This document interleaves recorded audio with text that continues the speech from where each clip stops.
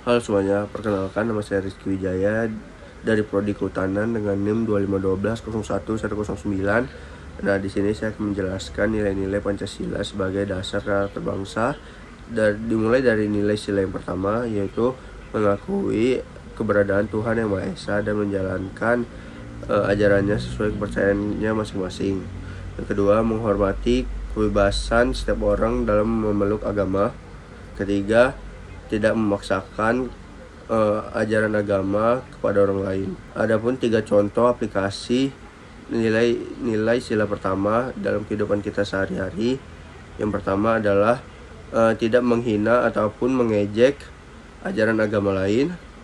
Yang kedua, menoleransi teman ataupun tetangga ketika melakukan ibadah. Yang ketiga, beribadah sesuai agamanya masing-masing secara tertib dan tidak mengganggu orang lain.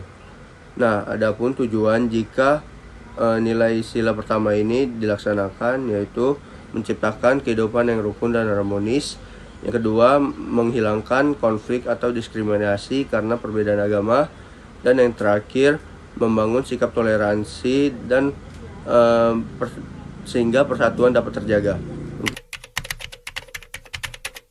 Kedua berbunyi, kemanusiaan yang adil dan beradab. Terdapat beberapa nilai dalam sila kedua. Yang pertama yaitu setiap manusia harus mendapatkan hak dan kewajibannya setara. Yang kedua, setiap manusia harus berbudi pekerti dan beradab. Yang ketiga, setiap manusia berhak mendapatkan perlakuannya setara. Dan beberapa contoh dalam kehidupan sehari-hari yang sesuai dengan sila kedua, seperti membantu teman yang sedang kesulitan, tidak mengucapkan kata-kata yang menyakiti atau menyinggung perasaan teman, dan juga tidak membeda-bedakan teman. Jika sila kedua terpenuhi, yang pertama, terciptanya rasa saling tolong-menolong antar sesama. Yang kedua, meningkatnya nilai moral dan etika. Yang ketiga, tidak ada diskriminasi. Halo semuanya, perkenalkan saya Agnes Mariani Telase, saya dari Fakultas Keperawatan, Program Studi Ilmu Keperawatan. Saya akan menjelaskan tentang sila ketiga yaitu Persatuan Indonesia. Mari kita bahas satu persatu. Yang pertama, apa saja nilai yang terkandung pada sila ketiga ini? Yaitu yang pertama, menjaga persatuan dan kesatuan bangsa di atas kepentingan pribadi dan golongan tertentu. Yang kedua, cinta tanah air serta bangga menjadi negara Indonesia dan ikut serta menjaga nama baik bangsa. Yang ketiga, menghargai keberagaman suku, budaya, bahasa, tradisi, dan agama sebagai kekayaan bangsa. Yang keempat, menumbuhkan sikap nasionalisme seperti melestarikan budaya Indonesia dan menghormati simbol negara. Yang kelima, tidak mudah terprovokasi isu yang memecah belah, serta bersikap bijak dalam memilah informasi. Yang keenam, mengutamakan musyawarah dan kerjasama demi menjaga keharmonisan dan persatuan. Yang ketujuh, menjalin solidaritas dan rasa kebersamaan antar warga. Bagaimana penerapannya dalam kehidupan kita sehari-hari? Mari kita bahas kembali. Yang pertama, tidak membeda-bedakan teman berdasarkan suku, agama, ras, budaya, tradisi, dan bahasa. Yang kedua, menggunakan atau mendukung produk lokal untuk membantu perekonomian negara Indonesia. Dan yang terakhir, gotong royong membersihkan lingkungan bersama warga tanpa memandang latar belakang masing-masing.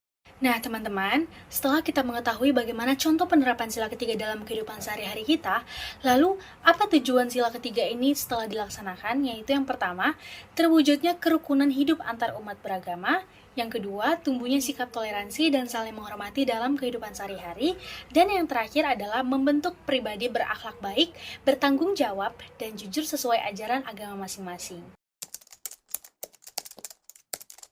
Halo, perkenalkan nama saya Krismetu Cornelis Tinja dengan NIM 251201146 dari Prodi Kehutanan. Di sini saya akan menjelaskan sila-sila yang ada Pancasila, yaitu sila keempat. Nah, makna dari sila keempat ini adalah setiap keputusan yang berkaitan dengan kehidupan bersama harus dibuat melalui musyawarah, dilandasi kebijaksanaan, serta dijalankan melalui sistem perwakilan yang menjamin suara rakyat didengar. Sila ini menekankan pentingnya kerjasama, menghargai pendapat, tidak memaksakan kehendak, serta mengutamakan kepentingan bersama dibanding kepentingan pribadi. Nah, ada 3 contoh nih untuk sila keempat yang dapat kita terapkan dalam kehidupan sehari-hari. Yang pertama, musyawarah dalam keluarga. Yang kedua, pemilihan ketua kelas atau ketua organisasi. Yang ketiga, rapat RT atau rapat lingkungan. Selain contoh yang dapat kita terapkan dalam kehidupan sehari-hari, ada juga nih tujuan yang dapat terlaksana dengan baik. Yang pertama, terwujudnya keputusan yang adil dan bermanfaat untuk banyak orang. Kedua, mewujudkan keharmonisan sosial. Dan yang ketiga, terbentuknya pemerintahan dan masyarakat yang demokratis. Nah, yang terakhir adalah sila kelima yang berbunyi keadilan bagi seluruh rakyat Indonesia. Nah, sebelumnya perkenalkan nama aku Stefani Kristiani Sianturi dari Prodi Sastra Inggris. Kita masuk apa sih nilai dari sila kelima?